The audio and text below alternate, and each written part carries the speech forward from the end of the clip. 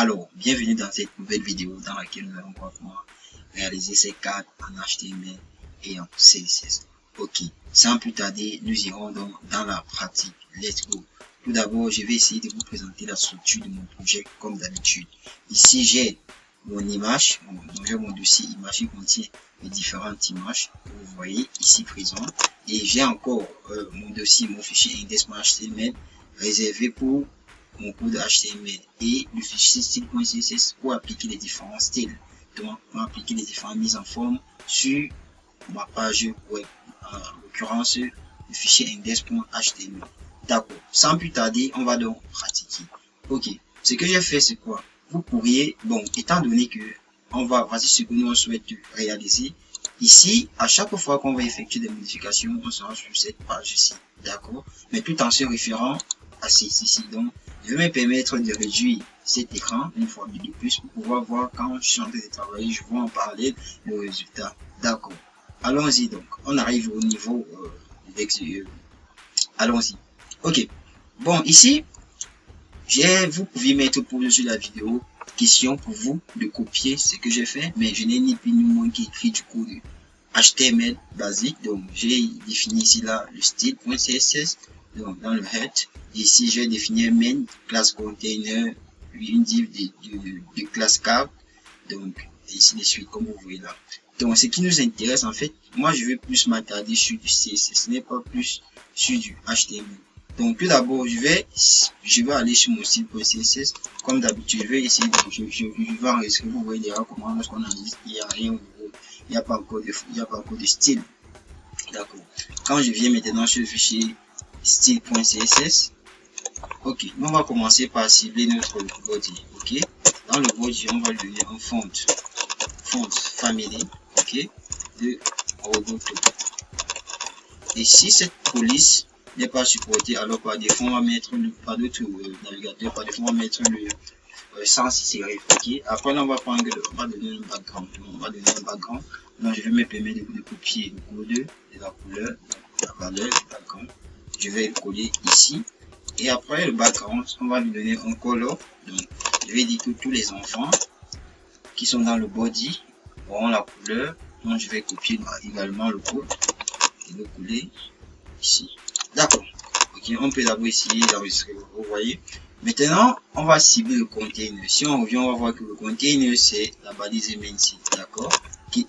Nous, on souhaite s'ancrer l'élément. D'accord. Comme premier temps, on va donner un display flex. Donc, pardon. On n'a pas ciblé et on est là. On va mettre un point parce que c'est un sélecteur de classe. Il faut mettre un point. D'accord. Et puis ici, on va donner un display flex. Après qu'il y ait un display flex, on va donner un align item center, histoire de centrer les éléments. Et puis on va donner, bon, on voulait donner un justify, mais on va mettre un justify content expressément. On va mettre un justify à center, ok. Donc je vais commenter, on va commenter ça par la suite. Puis je vais lui donner une hauteur pour qu'il puisse se placer au centre de la page, que ce soit en haut et en bas. Donc on va donner un 100 VH. Ok, il donne un 100 VH, on peut déjà enregistrer, voir ce qui n'est pas déjà mal. Ok, nous on va lui donner après on va donner une largeur de 80%. Ok, oui, ok. Maintenant on veut centrer dans l'élément là sur les côtés. On va donner un margin de 0 et plutôt sur les côtés. L'élément sera donc centré. Ok. Donc, quand on revient, on va maintenant cibler quoi, notre carte. Notre div qui a la classe carte. Ok. Si notre div qui a la classe carte, on lui donne une largeur. On va donner une largeur de 40%. Ouais. Et on va lui donner un test align. On veut centrer tous les éléments qui sont dans la classe carte. On va donner un test align center. Qui sont déjà centrés. Donc si on voit là, on constate que les éléments là sont déjà centrés. Ok. Là, on va donner un background color. Donc il y a un background. On va donner ici un background. Donc je vais copier également le code de couleur. Hop, le coller là. On peut enregistrer pour voir le background. Donc vous voyez comment le background a apparu. Donc après ça, on va donner un box shadow. Donc box shadow. Donc je vais copier les éléments. Hop, cibler également là. Donc on a déjà donné le box shadow. Voilà, on va donner un border radius de 20 pixels. C'est pas ça que j'ai mis. Ok. Donc ici on a les bords arrondis ici de 20 pixels. Donc on essaye de voir si c'est ici les bords arrondis qui sont là, c'est de 20 pixels. D'accord. On revient sur le travail. Et après, qu'est-ce qu'on va faire? Après, on va cibler le card header. Donc, si je reviens ici, on va voir c'est quoi le card header. C'est le card qui contient l'image. Donc, on va cibler ce card header. Ok, on va le cibler. Ici, card header. D'accord. Qu'est-ce qu'on va faire par la suite? On va donner quoi? On va donner un background à ce card parce que on constate que quand on vient ici, on a le background, c'est bon, c'est le background, le fond qui est derrière l'image. C'est ça qui nous intéresse. Donc, quand on revient là, on va donner un background. Ok, background. Et je vais copier encore une fois de plus la couleur. Vraiment, vous allez m'excuser. Hein. Je vais les copier de couleur. Ok, on va donner un background et vous voyez déjà le background est sorti. Quand on revient ici sur la maquette, on voit qu'on a des bords arrondis. Il faut qu'on donne des border radius. Donc, ici là, c'est à droite en haut. Ici c'est à gauche en haut. Ici c'est à droite en haut. Ok. Donc, on va faire ça avec deux propriétés de border. En même temps, on peut utiliser une seule propriété et tout combiner. Mais on va faire ça élément cas par cas. Donc, on va prendre un border top left. Donc, un border radius top left. Je crois que c'est ça. Ok. De 20 pixels. D'accord. Et puis, on va encore prendre une border right, top right de 20 pixels. Ok. Vous voyez comment c'est déjà arrondi. Ce qui n'est pas déjà mal. Donc, on va encore continuer. Ce qui nous intéresse maintenant ici, ce sera l'image. Donc, c'est l'image ici, la balise IMG qui est dans le card header. Donc, je vais directement prendre le card header, puis je vais cibler l'image. Et qu'est-ce que j'ai dit? Je dis l'image prend un border radius de 100% ou de 50%. Il n'y a pas de souci. Vous voyez, l'image est déjà arrondie, donc toute ronde, autant pour moi. Donc, ce qu'on va faire, on va prendre un border, on va lui donner un border. Donc, parce que ici, vous allez voir ici la bordure ici, les bordures blanches ici. C'est ça qu'on va donner un border. On va donner un border de 3 pixels solide. Ok. Donc, je vais copier une fois de plus la couleur. Hop, le coller ici. La couleur là. D'accord. On a déjà créé les bordures. Maintenant, on va, si vous remarquez bien, on a eu les effets d'ombre ici, bleu là. Donc, on va encore utiliser un box shadow à cet effet. Donc, on revient, on va utiliser le box shadow. Donc, je vais encore copier la valeur de ce box. Vous pouviez juste mettre vous-même recopier. À part si il y a les incompréhensions, mais c'est assez. Donc, là, on enregistre. Vous voyez comment les ombres, l'ombre est sortie en bleu là, donc en background qui est un peu bleu. On va continuer. Donc, je vais donner ici pour la largeur de cette TV, si je veux lui donner une largeur de 120 pixels. Je vais un peu que ce soit un peu grand, un peu, hop, ok, c'est bon. Et puis, je vais lui donner un positionnement relatif parce que je vais positionner quoi? Je veux positionner l'élément en fait, donc l'image en l'occurrence. Position relative, puis je dis qu'il va descendre de la droite, il va descendre du bas, c'est-à-dire je vais prendre le top de 30 pixels, ok, l'image est descendue, ce qui est déjà bien. Maintenant, on va cibler notre card body, ok, dans notre card body, c'est ça, c'est où, voilà, c'est cette là-ci. Donc, on va cibler, on va prendre, ok, ce qu'on va faire d'abord sur le card body, on va donner les padding. Ok, on va donner padding de 10 pixels. Ok, c'est bon. Et puis on va donner les margin top. Margin top. On va donner margin top de 30 pixels. Je veux que les éléments là descendent. C'est pas bon comme ça. Ok, les éléments sont descendus. Maintenant, on se concentre sur le card title. Le card title, c'est le HC, c'est le H3 qui s'appelle le John Doe. C'est ça ici. Donc c'est le card title. Donc je vais copier ça. Et ni là.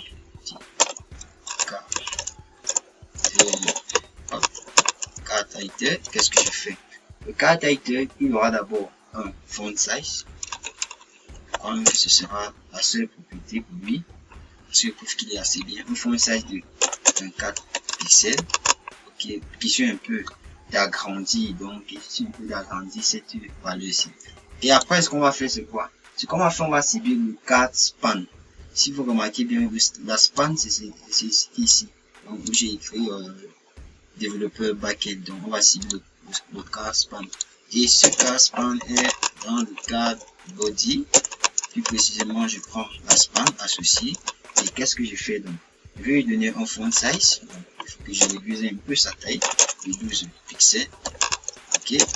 Et puis, je vais lui donner une opacité de 0.8. Ok, pour un peu rendre ça flou, transparent. Donc, vous voyez un peu, c'est ça ici en fait, c'est ça en question.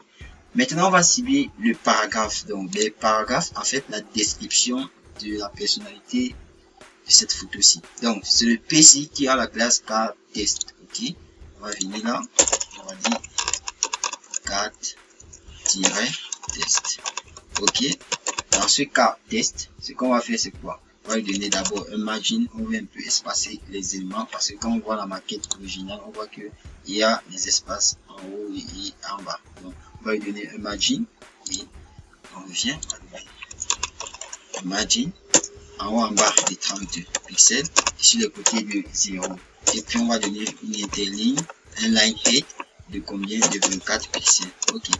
Tant pour nous d'enregistrer. Ok, vous voyez, c'est pas déjà mal. Ok, là on va maintenant se concentrer sur la div, sur les boutons ici, notamment la div card button. Ok, on va copier, venir là, hop, card button.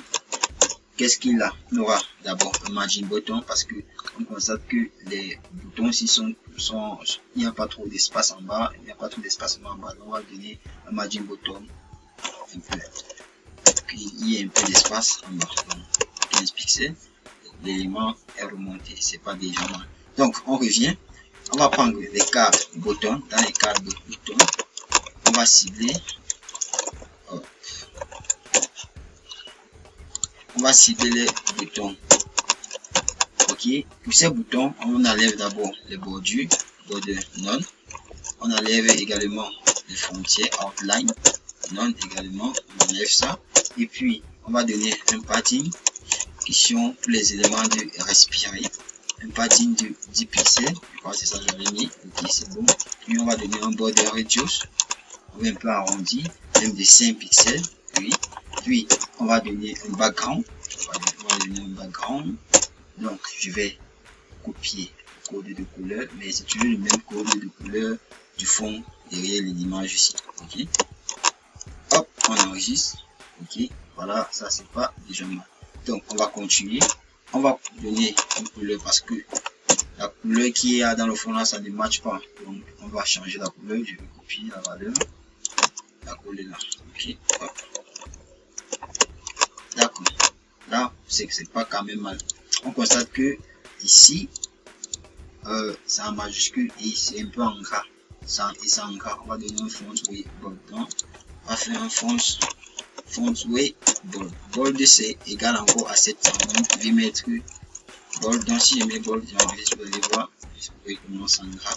Mais je peux mettre la valeur 700. Ok, c'est toujours la même chose. Donc je vais donc faire quoi? On va lui donner un test transform. On va lui donner ça. On va mettre la majuscule. On va mettre ça en majuscule. Donc test transform.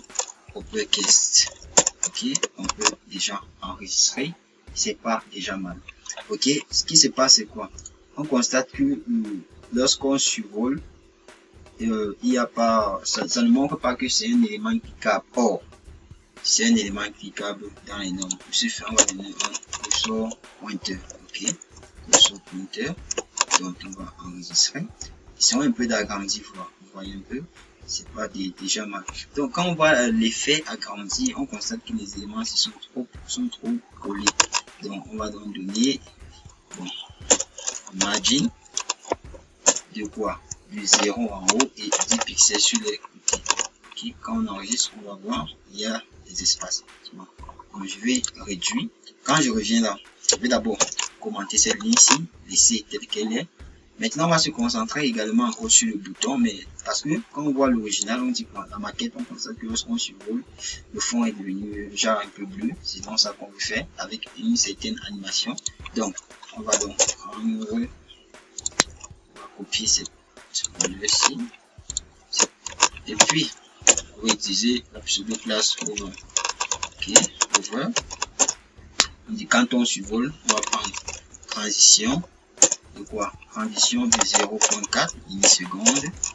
Ok, et puis on va lui donner un transform scale parce que ça, on veut faire zoomer ça parce que quand on voit un peu ici encore, je reviens, quand on survole, ça zoome un peu, ça se zoome, donc c'est la même chose, c'est ça qu'on veut faire ici. Donc on va faire un transform scale de 1.05. Donc enregistrer, voir, vous voyez déjà ça zoome, ça se zoome. Maintenant on va donner un background, donc ça va cette couleur-ci, on peut enregistrer, vous voyez, donc c'est pas déjà mal, donc, on a obtenu ce qu'on fait. Maintenant on revient sur le CSS, sur HTML, on va dupliquer. Donc, tout ce qu'on a fait, ce n'est ni plus ni moins que de dupliquer. Donc c'est ça qu'on veut faire. Hop, on va dupliquer.